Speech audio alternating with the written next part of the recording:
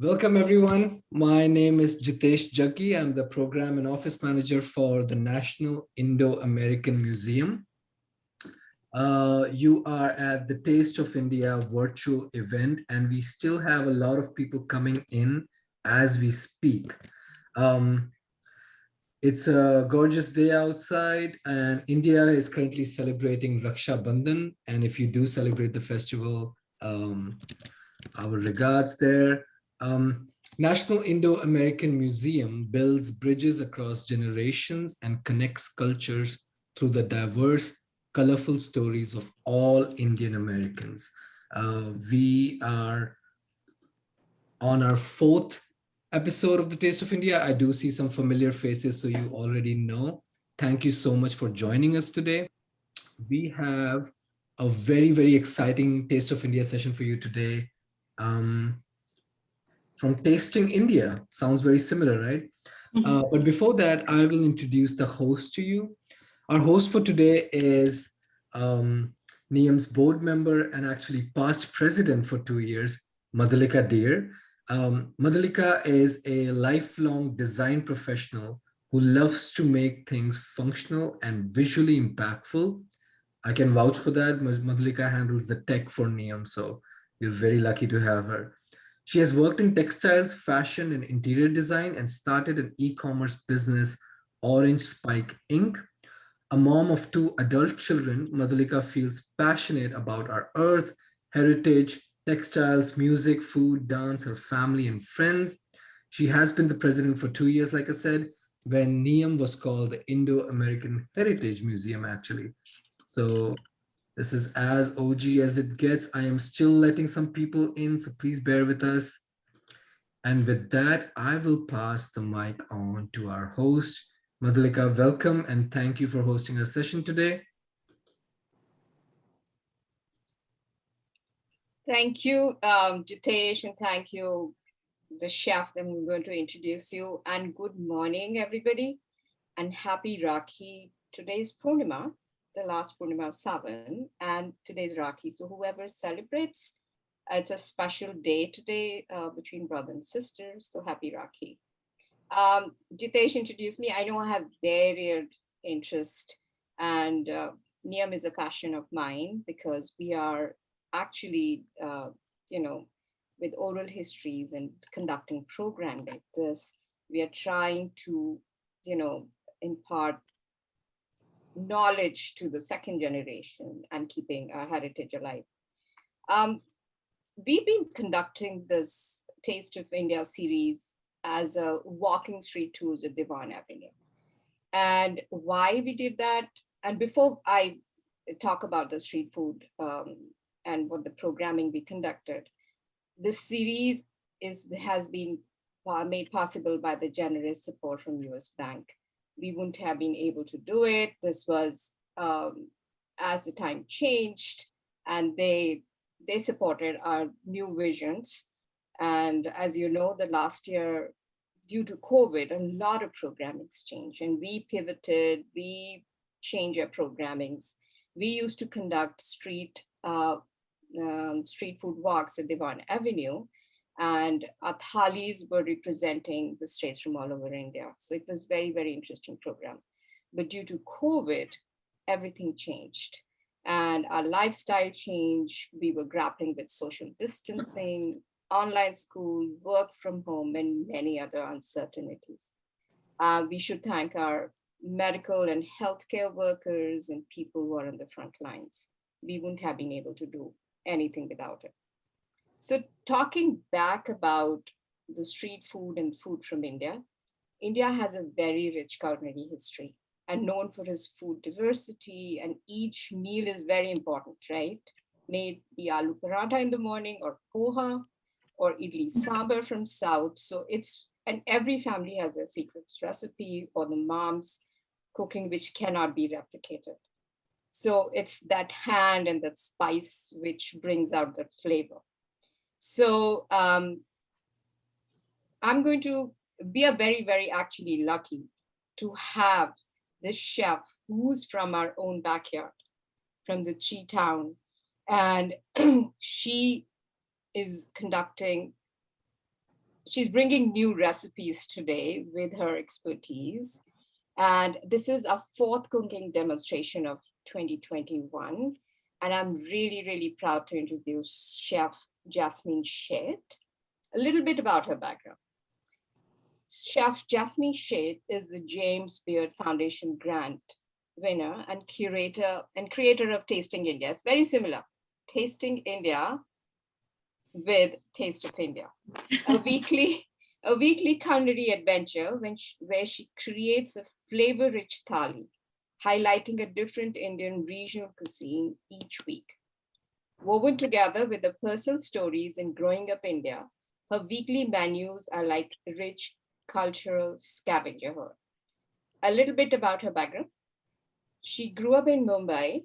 From an early age, she began to accumulate knowledge of Indians' vastly different regional cuisine during summers, which was spent at her farmhouse, which her father, helped develop. And then she says she visited cousins all over India from her mother, who taught her nuances of using different spices. From working in the corporate USA in New York to Chicago now, she's had a very rich experience in journey. And we would like to hear from her own words. Here to Jasmine Sheth from Tasting India. Over to you, Jasmine. Thank you, Madhoolica. Hi, everyone. I'm so excited to be here today. Would love to share all of these recipes with you. We were actually just talking right before the session started, and somebody asked me, what is your style of cooking? Do you just do fusion food? Do you just do traditional Indian food? What is that style like, and what's inspired that style? And I think that's a great question, because what has inspired Tasting India for me, I think there were multiple reasons why Tasting India exists in the first place. But really what inspired me to start this is to showcase to people the wide breadth of culinary history and heritage that India has. I think like in the Western world, the representation of Indian cuisine has done a lot to kind of, bring us to the forefront. But the chicken tikka masalas, the butter chicken, the naans, as delicious as they are, does not represent all of Indian cuisine. And that was the biggest sort of inspiration for me to start Tasting India, is to highlight the different regional nuances in how spices are used, how flavor profiles differ from one region to another, how, ingredients that we use every day over here have been used in India for centuries before.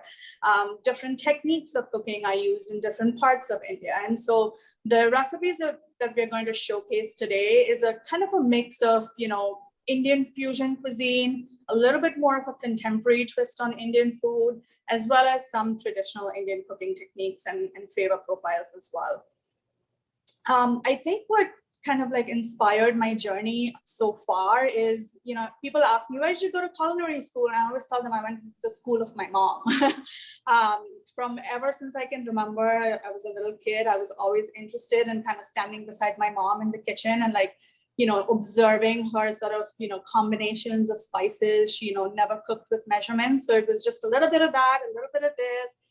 She would open up the pantry and be like, let's see what we have here today, and then use some of that. And so it's always been, cooking by instinct is how I learned to cook.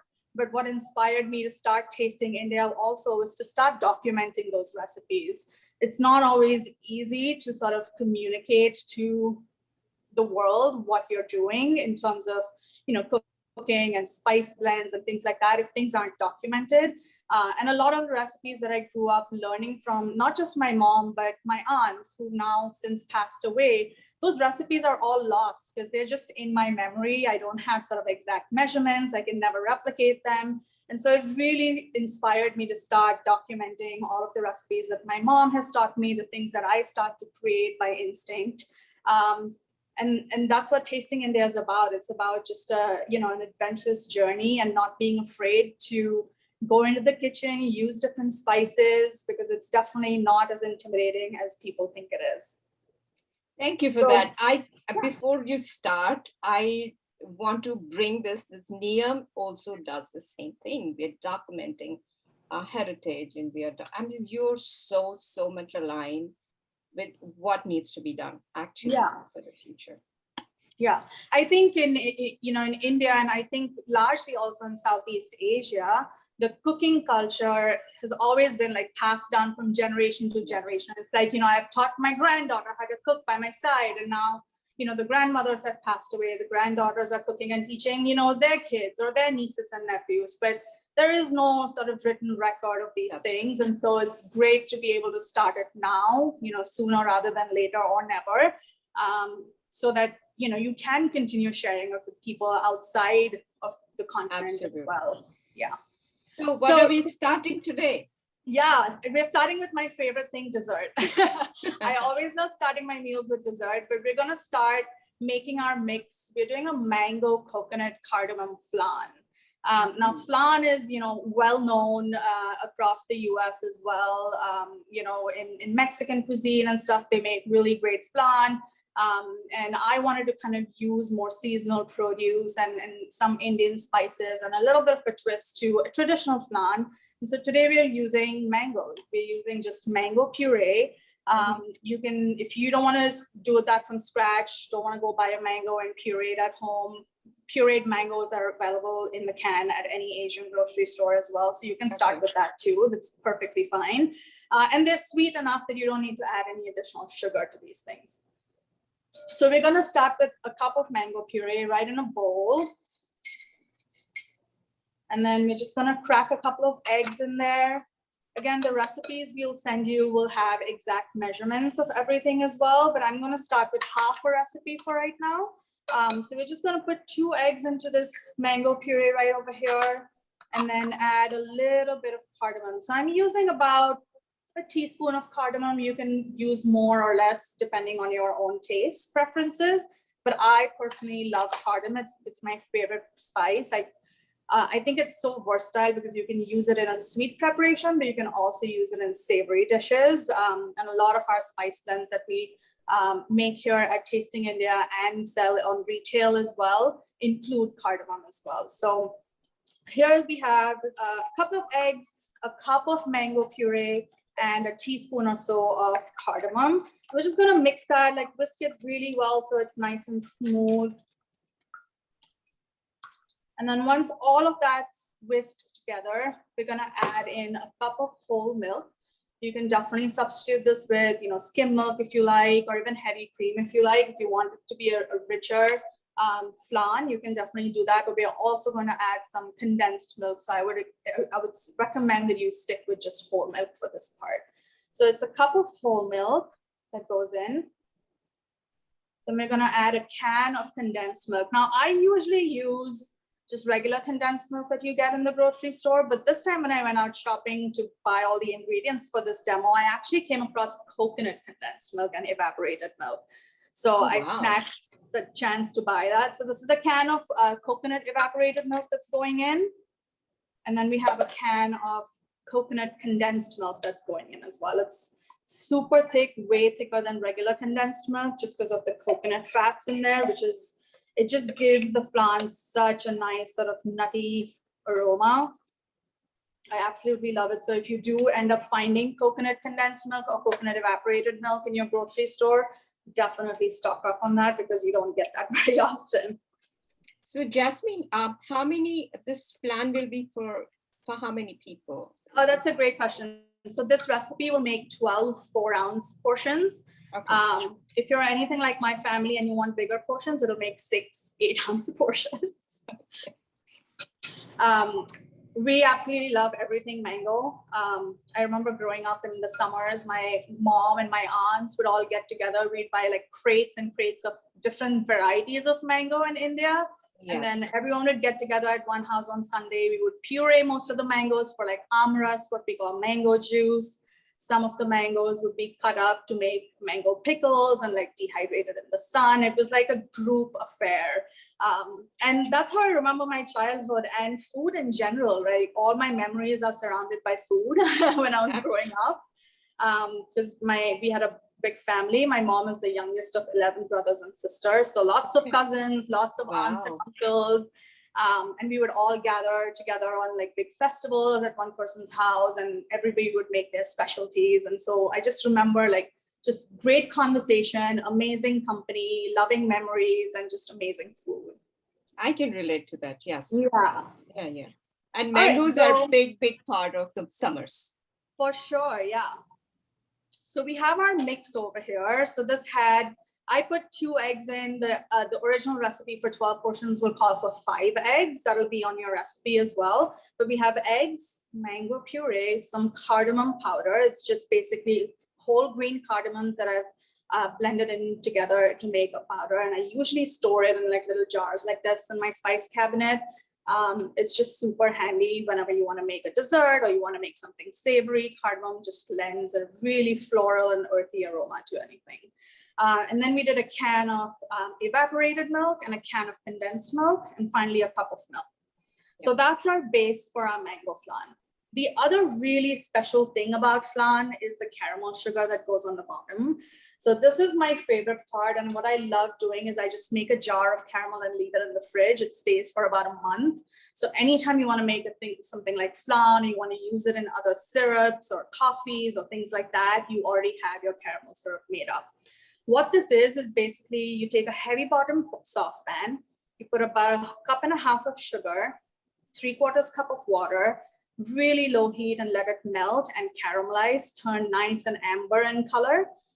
And then you let it cool. As it cools, it just becomes thick and this runny, unctuous syrup, which is just so good. And this is sort of one of your main ingredients to make delicious flan. So I already have that made here. Don't we make chashni like this, right? But this is Chashni a very similar. thicker. Okay. Chashni is similar. Yeah, exactly. It's much thicker, but there's also varying degrees of thickness in chashni, what they call the thread count, as we call it thread count in like, your bed sheets and stuff. We say thread count for chashni as well, where once it's heating up, you take a little dip of it in your between the 2 fingers, and just, try to see how many threads it kind of stretches into. You can make like a 1-thread chashni for certain desserts, 2 threads, 3 threads, or like a hard caramel based on the recipe that you're making. So this doesn't freeze over or gets, it stays. No, okay? It doesn't caramelize. The trick to this, which will also be in your recipes, the trick to this is when your sugar and water are caramelizing, you add just 2 drops of lemon juice to that.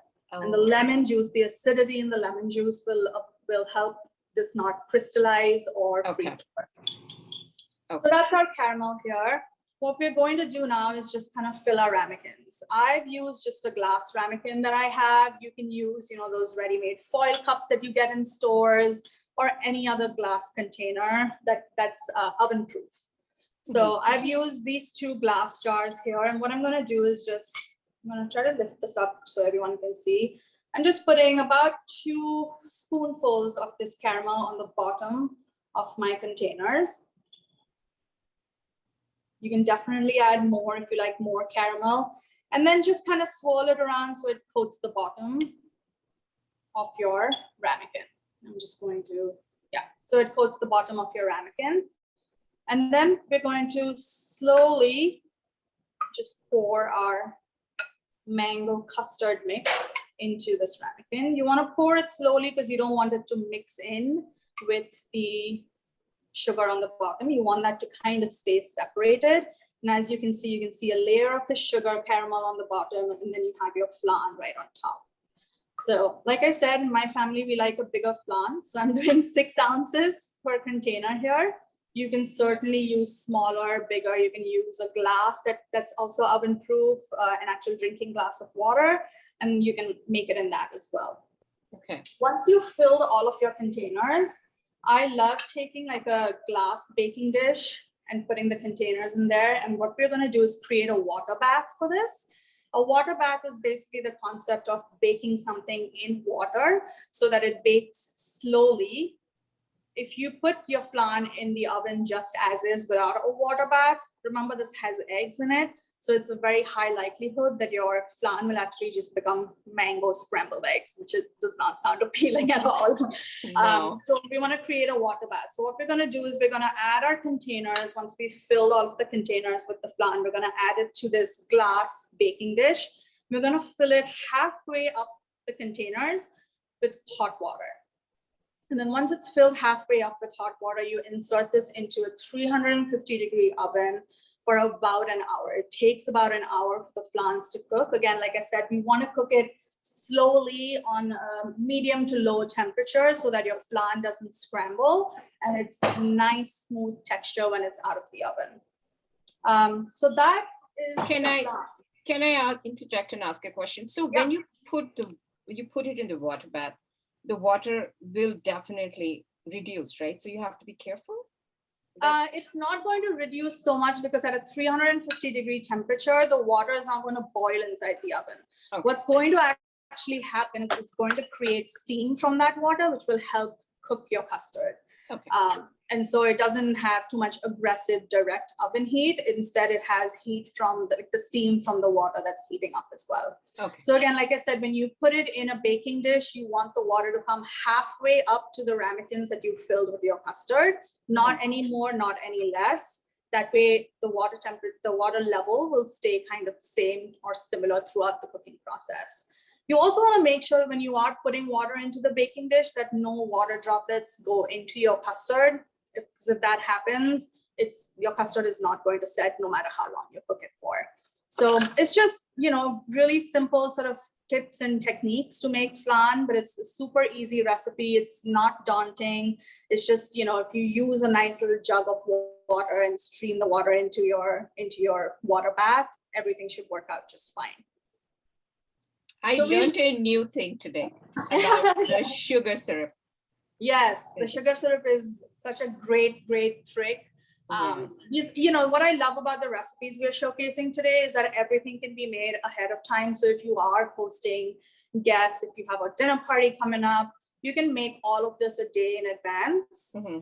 That way you're not kind of, in the kitchen missing the entire party while you're trying to prep all of these things, right? Yes. So the flan, I would definitely recommend if you want to serve it tomorrow, make it today. So definitely make it 24 hours in advance. Because what happens is once you put your flan in the oven, once the custard has baked, you take it out, you have to cool it down to room temperature, and then put it in the refrigerator overnight so that your custard sets completely and it's nice and chilled for you to enjoy the following day. Okay. So just imagine we put our flan away in the oven now. It's having its happy dance in its water bath. So what we're going to do next is actually make the little coconut crumble that goes over the flan when you're ready to serve it. Wow. Okay. This is also one of my favorite things. Again, things that you can make in advance. And I would also recommend make a double recipe of this because this stores extremely well in your dry storage in your pantry. And it's a great topper over granola, an ice cream, even an ice cream sundae if you make that at home, or in this case, our flan. So what we're going to do with our coconut crumble is we're going to take a cup of all-purpose flour, which is right here. So this is just regular all-purpose flour, unbleached all-purpose flour that you get in your grocery store. I'm going to take a cup of that. And I personally don't like my crumble too sweet because the dessert that we're going to use it with is already sweet enough. So we want to balance that off a little bit. So I just use about a quarter cup of sugar with that. You can use any sugar. I'm actually using raw cane sugar just because it's a little bit more healthier. I tend to like the flavor a little bit more. It has kind of like this molassy flavor once you cook it, which is really, really pleasant. So we have a cup of all-purpose flour, a quarter cup of sugar, and then about 4 ounces of unsalted butter. What you want to make sure is that the butter is nice and cold. You want it to be hard. You don't want it to be soft. And just cut it up into small cubes with a sharp knife. And then we're just going to mix all of this together with our hands. This is what I like about cooking. This is like part of my memories of cooking is like my mom was like, get your hands in there. Like, don't be afraid to get your hands dirty. So true. When you like mix with your hands and cook with your hands and taste while you're cooking, you really get a full experience of the dishes that you're making and you get to enjoy every process of the end product, which is, just pure magic to me. It's like eating dal chawal with spoon or eating dal chawal with hands. Absolutely. It just never tastes the same with a spoon. Yeah. So once you start mixing this, you'll see it actually starts to look like kind of sand, like little wet sand. So you don't want to cream this together, which is why you want your butter to be nice and cold. You want the butter will break down to like little like pea-sized pieces, maybe some bigger, some smaller, which is totally okay. but you want those sort of larger chunks of butter to be in your mix, because what happens is this will start to steam and then caramelize the rest of your ingredients and toast them really nicely. So what we're going to do is, once this is already mixed, you're going to line a baking sheet with some parchment paper. Foil is also fine. And you're going to just lay this out on your baking sheet, just spread it out into a thin layer. And we're going to bake this at about 350 in a 350-degree oven. Always preheat your oven before you start cooking, because you never know what you want to put in there. And it's always good to have an oven that's preheated, because then it's at sort of an even keel temperature throughout the cooking process, right? Okay. So we're going to put that on a baking sheet, parchment lined or lined with foil. You're going to spread it out in a nice, thin, even layer. And you're going to cook it for about 10 minutes. Within those 10 minutes, I would recommend like open the oven door every 2.5, 3 minutes. Just stir this around, because what you don't want is, you don't want this to burn. You don't want to go, you know, every oven is different. The temperature gauges are different in each oven. For example, I have an electric oven in my house. And so the temperature gauge is absolutely different in that oven than it would be in a gas oven, for example. So just make sure you're checking it every 2 to 3 minutes, giving it a bit of a stir. And about 8 or 9 minutes in, you'll start to notice things are getting nice and brown and toasty on top. That's when you know your crumble is ready. Take that out of the oven, let it cool down completely. And your final ingredient that you're going to add to this. So once you get it out of the oven, this is what it's going to look like. This is what I mean by nice and toasty and caramelized. You can see it's nice and brown. There's some nice big chunks of your crumble here, which is great. It's like the tasty bits, which is awesome. You don't want it completely crumbled. You want some of those chunks in there, because that's what's going to give you like that textural sort of interest in your dish. So once this is cooled, you put it in a bowl, and what we're going to do is just mix in about a cup, maybe half a cup to a cup, depending again on your taste preference, of dried coconut flakes. So these are just sort of, what I did was just took some frozen shredded coconut from the market, and I just put that in the oven, and it's become nice and dehydrated and dried. You also get in lots of markets just shredded coconut, dried shredded coconut. That's perfectly fine too. It actually would be preferred if you can find that. And then you just mix that, and that's your coconut crumble all ready for your flan. Just top it a little bit, right? So that it gives you that extra kick. Yeah. So if it's like already shredded, you don't really need to chop it anymore. You want when you eat your coconut crumble or you eat your flan, you want some of those shreds of coconut to be seen and to be tasted in your mouth as well. So we don't want like a complete powder. So, you know, I really like the flakes that you get in the market, and that's your coconut crumble. Now this stays, you know, in an airtight jar in the refrigerator or just in your dry pantry. It'll stay for quite some time. So make sure you make extra. It's just a really good topping for, you know, wide variety of things. I know my sister loves this on, you know, if I make like, you know, rice pudding or something like that, I just sprinkle some of that over this. And it just is a really good texture and taste. So that's our mango flan that's ready to go. Okay. So what are we doing next now? So next we're going to do our main entree. So we're making some cauliflower kebabs, and we're going to use our Goda masala spice, which we make in-house, and we also sell online and in our retail stores. So Goda masala is this really amazing spice blend that originates from the state of Maharashtra and in Maharashtrian cuisine in India. Very often it's called also kala masala, because a lot of the whole spices that you use in Goda masala are black in color. So there's black cardamom, there's cloves, or darker in color like cinnamon, things of that nature. There's a lot of toasted coriander in here, there's cumin in here, and then also my favorite ingredient, coconut. So we have some coconut powder in here as well. So this spice blend is, you know, perfect for things like kebabs, any seafood items, because it does have coconut. So it really complements and pairs well with seafood. So it's not garam masala as what people. It's not. It's not garam masala at all. And so many people ask me, "Oh, are these? Is the same like garam masala?" And I'm like, "Well, it kind of is, but it really isn't. You know, garam masala basically, you know, means that these are warm spices, right. And so this is a version of warm spices that are blended together with things like coconut and stuff like that, turmeric, but it's not actual garam masala as we know it.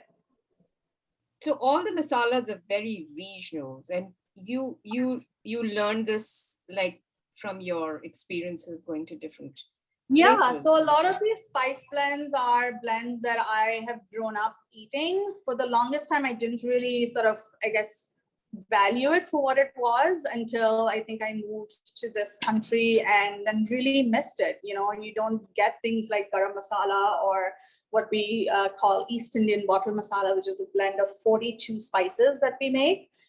This is also very popular in the Maharashtra region within the East Indian community. And they call it bottle masala. Funny story that I discovered along my journey of kind of blending these spices and kind of coming up with sort of the perfect blend of the 42 spices. They call it bottle masala because back in the day, the women in the house would dry all of these masalas out in the sun for, over 3 or 4 days. And then when they pounded it together in a mortar and pestle, in those days they had like, the big cans or the big sort of wooden casks with a long stick for a mortar and pestle to like grind large amounts of spices. So once the spices were grinded, they would then fill them in empty beer bottles. And those beer bottles are, opaque. They're either green in color or amber in color. And they would stuff it in those bottles so that the spice would be protected from the glare of the sun because it was all stored outside and things like that. So it just came to be called bottle masala. Innovative and sustainable, right? So exactly. That's how it got its name, but it's just a really incredibly aromatic spice. It has a blend of 4 to 5 different chilies in there as well, but it doesn't make it like a super hot spice. It's super well balanced because it has 38 other ingredients in it as well. So that's our second spice that we made. But today what we're going to use is goda masala. Again, I just love the smell of it. It's super nutty, has some nutmeg in there. It has, like I said, cardamom, cloves, cinnamon, star anise, mace. Again, super, aromatic spices. Lots of turmeric, coriander, and cumin. So it makes it nice and toasty. And then finally, it's finished with some powdered coconut powder as well. So that's what we're going to use today. And we're going to actually make cauliflower kebabs. Personally, I love any kind of vegetable. And I always try to look for alternatives to, because, I eat meat and I eat all of that stuff, but I don't want to eat it every day. And some days I crave kebabs, but I don't want, just meat, and I want some vegetables in my diet. So, I love making cauliflower kebabs because it's just so versatile. You can obviously switch this out for your choice of protein if you'd like to make it with chicken, or even shrimp would be a great option for this. But today we're using cauliflower. So what we're going to do is I'm just going to do a bit of a switch over here and bring my stove up for you so you can see the process of, we're going to start blanching these cauliflowers. And what's going to happen in the blanching process is it's going to part cook the cauliflower. That way when you bake it, it doesn't take as long, and it also retains all of that flavor. Okay. So we have our little handy stove here. It was one of my best purchases. And we're gonna start with some blanching liquid. What I have in this is basically, it's water, 2 tablespoons of the goda masala that I'm using, and 1 whole dried chili. That's all I put in here with some salt. So the red chili, right? Sorry, I'm interrupting. Yeah. So red chili and goda masala, which you sell, which you make also, right? Yes, the goda masala that I make. So this is the red chili. It obviously has been soaking in this water, so it looks a little bit more hydrated, but you get whole dried red chilies in any store, and you can use any variety of red chili. It doesn't have to be like a Kashmir chili or, a very specific one. Whichever ones you have handy, you can use that. If you want to skip it and you want to add just some chili powder, that's totally fine too. So this is another trick that my mom has taught me, is that there are no rules when it comes to cooking. Well, there are some rules when it comes to cooking, but by and large, cooking is, for me, I grew up knowing cooking to be like such a fun process. It was time to play and experiment with flavors in the kitchen. And my mother was always like, just don't be afraid of things in the kitchen.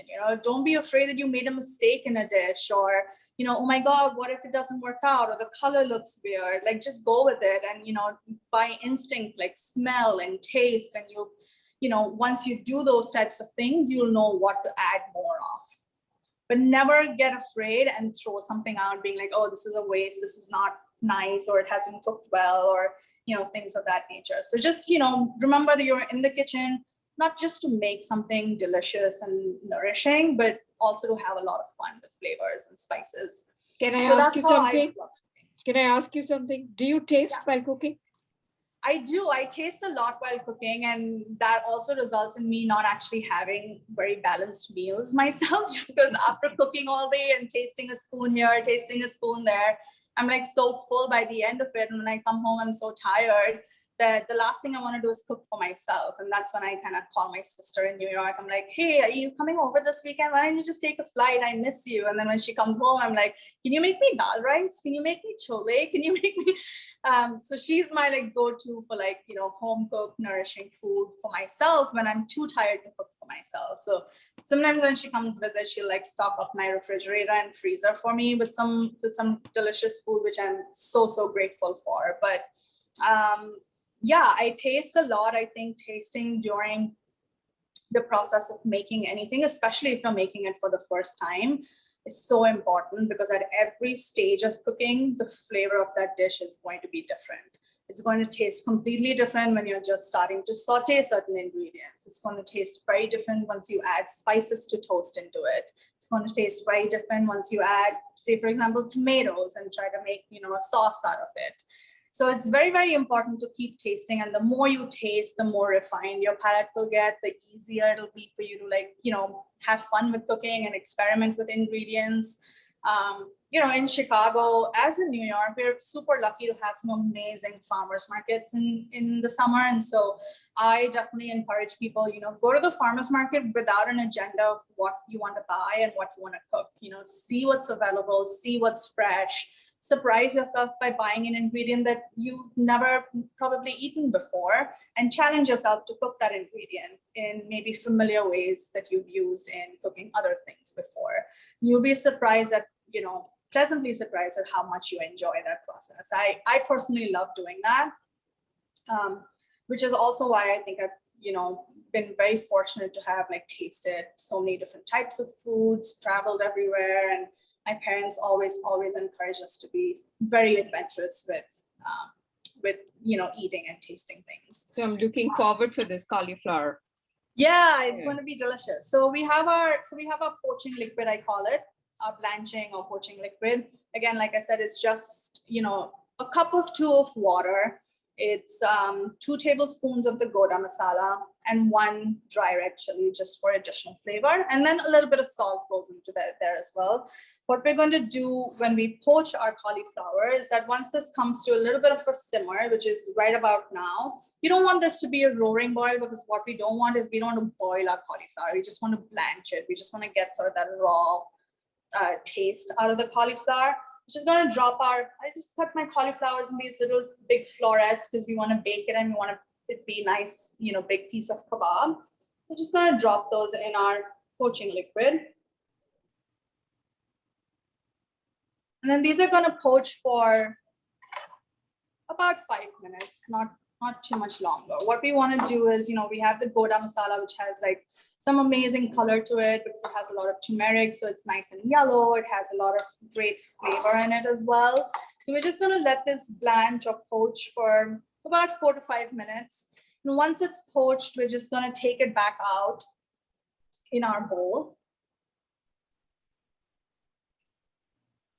As you can see, I'm going to give this just 2 more minutes. And in the meantime, we can start making our marinade, which is also a very, very simple way to do things. So as this poaches, we're going to start making our marinade, which basically is a simple combination of, I'm taking some sour cream. So this is about a cup of sour cream. You can use full fat yogurt, Greek yogurt, even coconut yogurt if you'd like. You know, if you want to skip sort of dairy and a creamy component altogether, that's totally fine as well, because once you poach this, there's already a lot of flavor in your cauliflower, and then we just do a dry rub of all of the spices that we're going to use. But I love the creaminess that this gives, and once it starts to bake, the yogurt or the sour cream becomes nice and sticky and caramelized as well, which gives a really good flavor to your resulting kebabs. So we're just going to take about a cup of this sour cream here. Going to put it in this big bowl. And then I have sort of my mise en place of all of my ingredients. So we have some minced ginger, minced garlic. We have some red chili powder. I also took some chaat masala. If you don't have chaat masala, chaat masala is kind of like our Indian all-purpose spice mix. It's great on things like potato chips or sandwiches or popcorn, things like that, right? And then I have some extra turmeric and then a little bit of lime juice. And then obviously our goda masala. So we're gonna start with the goda masala. We're gonna take about, I would say, 2 tablespoons of goda masala and put that right in our mix. So we are blanching with goda masala and we are adding also in it. Okay. Yeah, double the flavor. Okay. And then we're gonna put our minced ginger. This is about a tablespoon of ginger, a tablespoon of minced garlic. You can absolutely add more or less depending on your flavor. You can skip the ginger and garlic altogether if you're somebody that doesn't like consuming those herbs. That's totally fine. Just skip that. You can use asafoetida instead, which is what we call hing in India. It's and it gives it a nice sort of garlicky flavor without it being garlic. Then we're gonna add a little bit of chili powder. Again, this is swad anusar, like we say, depending on your taste. So I like mine spicy, so we're gonna add about 2 teaspoons. We're gonna add 2 teaspoons of our amchur or chaat masala mix, a teaspoon of our turmeric, and then we're going to squeeze in some lime or lemon if you have lemon. I'm going to go ahead and turn this stove off because our cauliflower is done. So just squeeze that half a lime juice into your mix. And then we'll move that over from the stove. I'm just going to mix this in together. Oh, it already smells so great. Yeah, I'm feeling hungry. So traditionally, you know, in Indian cuisine and stuff, like we use a lot of yogurt-based marinades. And the reason we do that is that, you know, yogurt helps break down sort of the proteins, not the proteins like the tendons and stuff like that in meat. So if you're marinating, you know, chicken or, you know, lamb or beef or things like that, it really helps to tenderize those meats. So we use yogurt a lot, but, you know, you can absolutely use it in vegetable marinades as well. So we have our marinade here, and what we're going to do is just literally put our cauliflower that's blanched, just take that out of the poaching liquid and drop it in your marinade. And we're going to coat this really well, top to bottom. You want all of your cauliflower to get every nook and cranny filled with that marinade. Once you've coated it with a marinade, again, just line a parchment lined baking sheet. You can obviously, you know, line it with foil if you'd like, if that's what you have. And then we're just going to arrange these cauliflowers in a nice, neat row on your baking tray. We're going to wrap it with some plastic wrap, and we're going to put it in the refrigerator for at least an hour or 2 hours. Ideally, you want to marinate things overnight. That way the marinade really sticks to the vegetable or the meat. The longer you marinate, the better. But at least an hour is what would really help do the magic. So what we're doing is we just coated all of our cauliflower into this marinade. You want to obviously try to do that with your hands if you want, but you know, get it all into the nooks and crannies of the cauliflower, and then line it on your baking sheet. Wrap the baking sheet in plastic wrap, and then leave it in your refrigerator for at least an hour or overnight. Okay. So we're going to put that to the side while that marinates. I want to show you the magic of the flan. I think, you know, I was going to wait until we did our third dish to show you the flan, but flan is like my absolute favorite, so I can't wait to show you what it looks like once it's all baked. Once you bake the flan, let it cool at room temperature, and we're assuming with the magic of television or Zoom that it's been overnight. We've chilled it in the refrigerator, and now it's ready to be eaten, right? So I'm just gonna grab my serving platter. All right, so there we have our serving platter. And this is what your flan will look like once it's baked It's set, and yeah. once it's set overnight. Okay. So you can still see the layer of the sugar caramel on the bottom. You can see on top, the custard is nice and baked. You have the characteristic sort of grainy spots on top, which tells you that your custard is baked. And it's been chilling overnight. What you want to do is, there's several ways of like making sure that it releases from your container. But my favorite way to do it is you just take a really, really sharp knife. You run it around your flan. So you don't want to poke the flan, you just want to kind of shimmy it a little so that it kind of releases the vacuum seal that the flan has created during the baking process. And then you're going to turn it over, turn your plate over your container, and with a swift motion, turn it back out. So as you can see, it hasn't completely released yet, but the trick is you just give it a couple of knocks. There you go, you saw that releasing. You see all of that amazing caramel sugar dripping down. This is what you want. And then you just lift out your flan container. Oh, wow.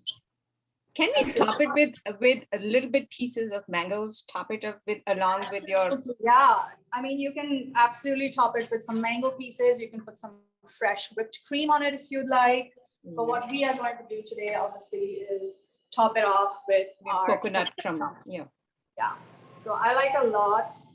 I don't know about you, Oh, but it's looking I'm sure you like delicious. a lot as well. So just top it up with your coconut crumble and your mango flan. Dessert is absolutely ready. You can see all of your caramelized sugar has created a nice layer on top of the flan, and then you have some extra gooiness for you to enjoy. It's just absolutely fantastic. Wow, it's looking delicious. Thank you. Can you What hold kind of it up? desserts do you like? Can you hold it up closer to the camera too, Jasmine? The flan? Sure. Does that work? You just lift a plate up and just move it towards the camera. There you go. Yeah. You see that nice little jiggle? That's what you want in your custard. It's cooked perfectly. Like I said, we cooked it for about an hour at 350 degrees in the oven. Just check it, you know, at the halfway mark to see, because like I said, every oven temperature is different.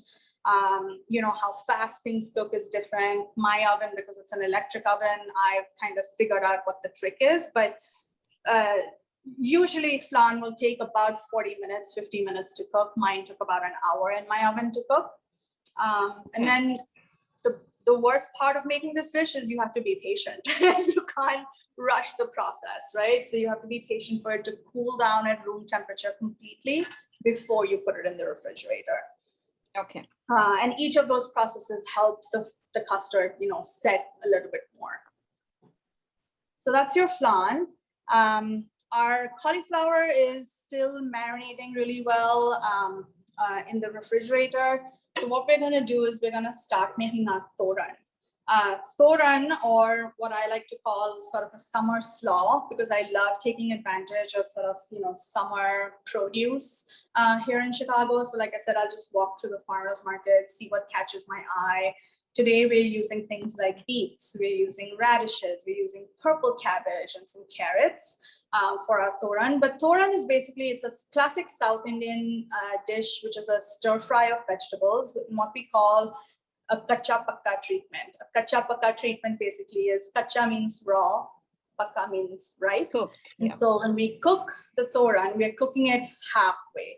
So we want some of that crunch of the vegetables to remain in the vegetables, which is why we call them kacha. They're half raw, and pakka is half cooked. So it's like that perfect balance of crunchy vegetables, but also cooked and absorbing all of those like lovely flavors that we're going to put with it. So we're actually going to cook the thoran in a very simple dressing. We're using some oil. You can use coconut oil. You can even use mustard oil. Mustard oil tastes fantastic. In the northeast of India, we use a lot of mustard oil, and in places like West Bengal and stuff is very heavy on the use of mustard oil. It gives a really nice aroma. So if you want to sort of mix and match the different regional ingredients, totally go for it, experiment with that, see what works out. We're just today using plain vegetable oil. So I'm gonna start my flame here again. I'm gonna keep it at about medium heat because you don't want the vegetables to burn. Doing about 2 tablespoons of vegetable oil here. And then we're gonna bring out our thoran ingredients. So like I said, today we're using things like cabbage, purple cabbage, we're using beets, we're using carrots, and some shaved radishes. So what I did was I just went ahead and actually julienned all of that in a grater. So if you have things like a mandolin where it's easy to shave things in, you know, a very uniform shape, I would just do that. Or you can use like a box grater, use the largest attachment on your box grater, and just shave everything together. In the center, what we have is just a mix of some more shredded coconut and sesame seeds, and we're gonna add this to our dish right at the end. So thoran in South India, they make it with, you know, a limitless number and combinations of vegetables, which is, I think, you know, the fun in this is that you can really play around with the ingredients. Like I said, I grew up learning that there are no laws or rules in cooking, and so you know, being able to experiment with vegetables that you like is a fantastic way to nourish yourself and to feed others as well, right? So I've made thoran with, you know, beet greens. I've used Swiss chard sometimes, you know, things like that. It's really things that have vibrant color, flavor, and crunch are things that will go really well with thoran. So we have our oil heating up over here. What we're going to do is once it's heated up, we're just going to add a few aromatics to that. So we're going to add some mustard seeds, black mustard seeds, about a teaspoon, 2 teaspoons of mustard seed, depending on how much thoran you want to make.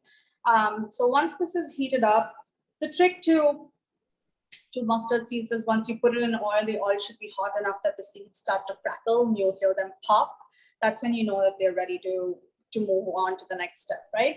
Yeah. So you have some black mustard seeds. We're gonna add that. We're gonna add some turmeric, and then we're gonna add some fresh curry leaves.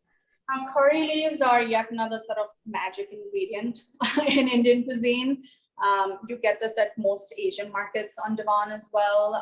Fresh curry leaves just add a really nice earthy aroma to your dishes. And crispy curry leaves are like so delicious as well. And it makes for like really great flavored oils as well. So sometimes I'll just make a bottle of curry leaf oil and put it in my refrigerator. I use it in like salad dressings or just to sprinkle over some kebabs, for example. Just super aromatic and delicious.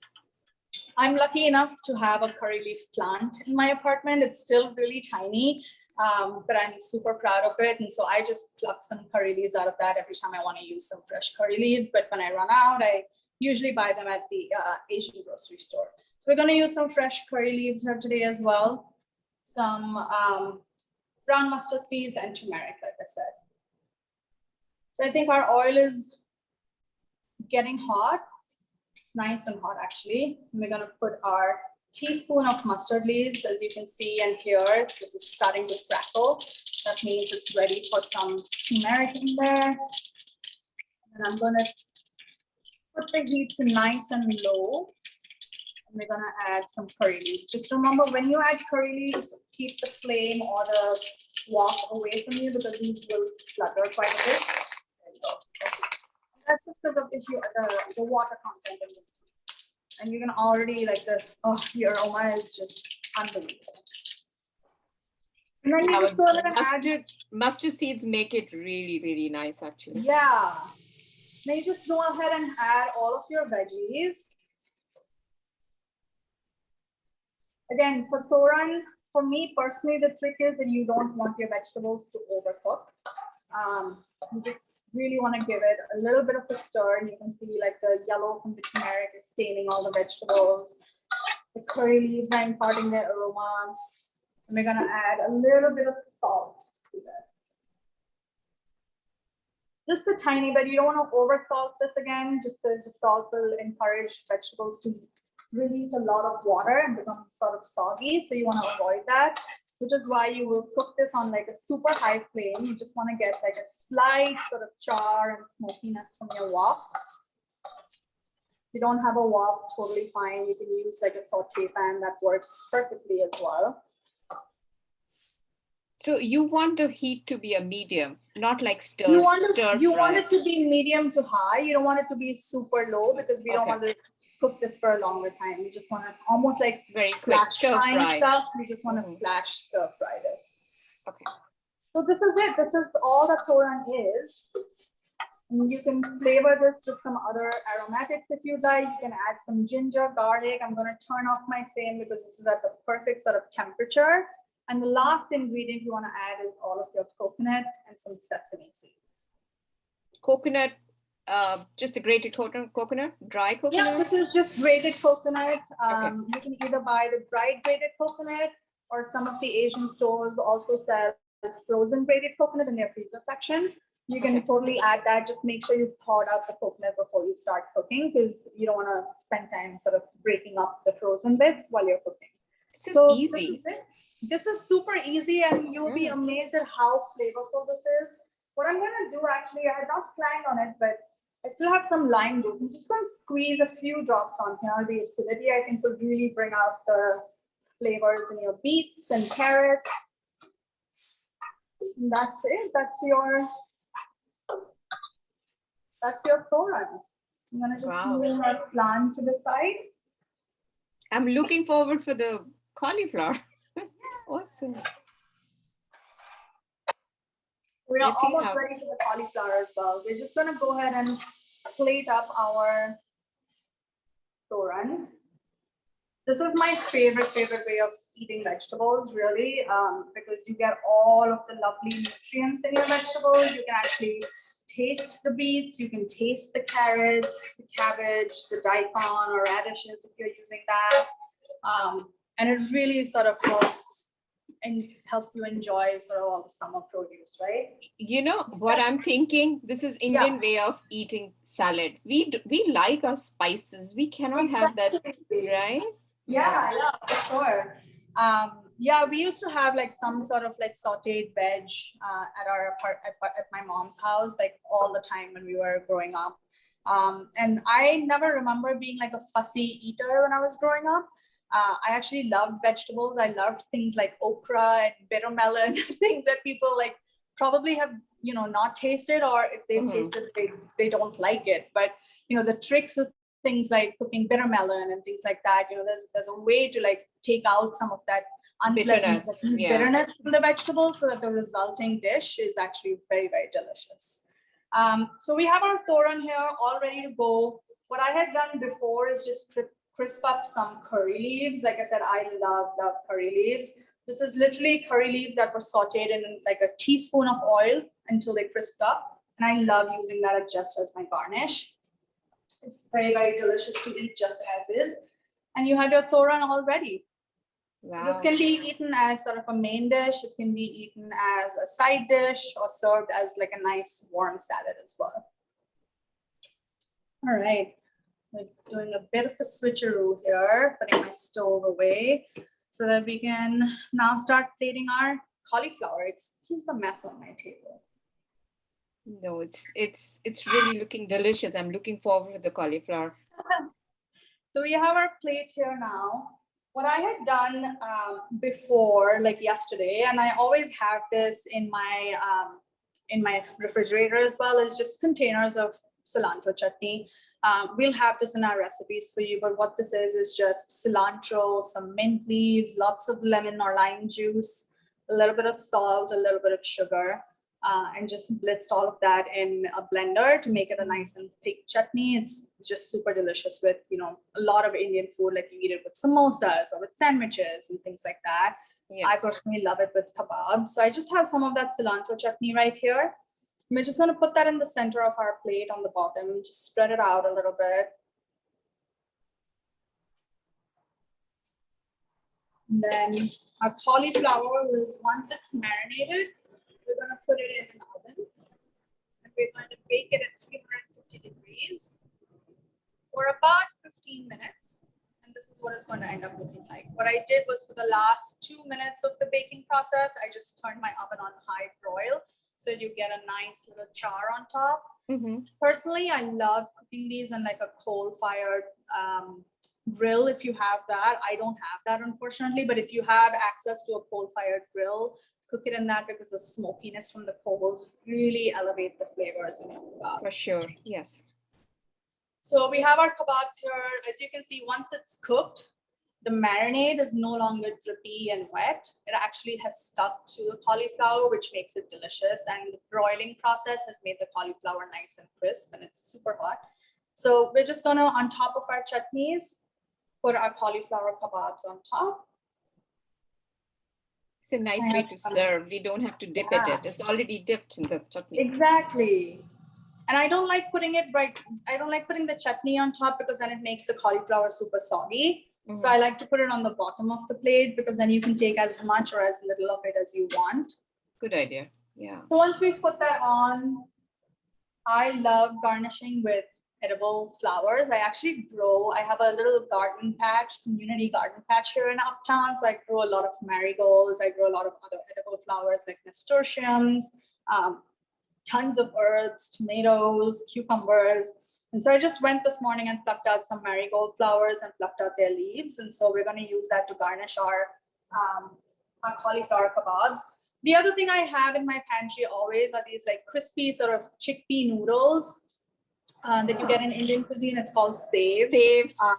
And they're just super delicious. And I always have them in my pantry. If you don't have this in your pantry, that's totally fine. You can put like, you know, any types of fried noodles or just, you know, straight up cilantro and like a nice herb dressing, you know, just roughly tear up some mint leaves, some cilantro, maybe add some dill to that, a squeeze of lemon juice, some salt, and you're done. And that's a great little herb salad to put on top of your kebabs as well. But since I have this today, that's what I'm using. We're just going to top it up with some of the save and finally top it up with some our edible flowers. I'm sure it's delicious. It's looking awesome too. And then you have your cauliflower kebabs with mint and cilantro chutney. The kebabs are marinated in our goda masala and sour cream with some ginger, garlic, red chili, and turmeric. And obviously our chaat masala, which is sort of gives it a nice sweet and sour taste as well. So you have your cauliflower kebabs, you have your thoran, and finally and the flan. Our flan. This is awesome, Jasmine. This is awesome. And we are right in time. And I'm That's sure awesome. people will love to have the recipes and the tricks. Absolutely. And tips, what you mentioned are really, really important. Yeah. So I want to thank you, Jasmine, and thank you the audiences also, whoever could come and join at such short notices. I, reached out to a lot of other people from my family and friends, and I'll request and I'll ask everybody who joined us to support Tasting India. Jasmine Sheth, she does pop-up kitchens too, and she does weekly menus. So you can go to her website and if you're logging in from Chicago, I actually have a pop-up coming up next Monday. So Monday, August 30th is our pop-up at Bang Bang Pie on Armitage and Damon. And I'm collaborating with a fellow chef, and we're actually going to present a 10-component thali that is a mix of sort of Indian regional cuisine as well as some fermentation techniques as well. So it's going to be really exciting. Our tickets go on sale this coming Monday on the 23rd. So if you're following me on Instagram, or if you haven't, make sure you do for the announcement. I'm at tasting_India. You'll be able to get the link for tickets over there, or you can even just walk in on the 30th at Bang Bang Pie and order at the counter. That promises to be a very delicious event. So I hope to see a lot of you there. Sounds super, super. So we would appreciate your feedback for the program, and whatever comments and suggestions you have, please go to our website or email us at info@niyam.org. We have very exciting things happening at the museum, and Niyam is doing great work towards our heritage, bringing you chefs like this and oral histories and many other things. So I'll hand this over to Jitesh, our program coordinator and manager. Please go ahead, Jitesh. Sure. Thank you, Madhoolica. And thank you so much, Jasmine. That all of that looks so delicious. And it's a shame that all of that is just sitting on your table there. Um, but yeah, this was so fun. And to the audience, all of these links, Jasmine's link for her pop-up and for Niyam, everything will be in your email. If you can please email us as at info@niyam.org. That is info @niam.org. You will have all the recipes, you have all the links and everything where to connect. Now, here's the spiel. We produce these programs every 2 months, and we really, as a nonprofit, depend on your support as the audience of being here. But we also need some financial support to keep these programs running, to pay our chefs, to pay for all these Zoom and everything else, all the costs. Any amount that you can donate to us, we will use that to produce similar high quality programs for your viewing pleasure. Please consider donating an amount to the link in the chat. It is niyam.org/donate. I will make sure this link is also in your email. The suggested amount is whatever you can afford today. If the weather moves you, if Raksha Bandhan, the festival moves you, please donate $100, $50. We will take If the mango cardamom flan moved you, definitely donate. Flan moved you I know. 100%. Oh my God, I if that know. doesn't move you, I don't know. I know. Please consider donating. Like Madhoolica said, Niyam has very exciting plans in the work. If you do go to that link in the chat, niyam.org donate, that is our website. You can check us out. We are actually opening our museum doors to the public on September 24th. That's the public viewing. And you don't just enter an empty building, I promise you. You will get to see Indian American artists, the diaspora artists, 9 of the best Indian American artists will have their works displayed right for you. It's the museum building is open on 24th September again. All the details on the website in your email. Send me an email at info@niyam.org. With that, I would like to wrap it up. Thank you so much. Thank you to our chef, Jasmine Sheth from Tasting India. Thank you so much for having me. Absolutely. Thank you for your Madhoolica. good recipes. Recipes in the link. All right. Bye-bye. Thank Please you. donate. Have a good rest of the day. Bye, guys. Bye, everyone.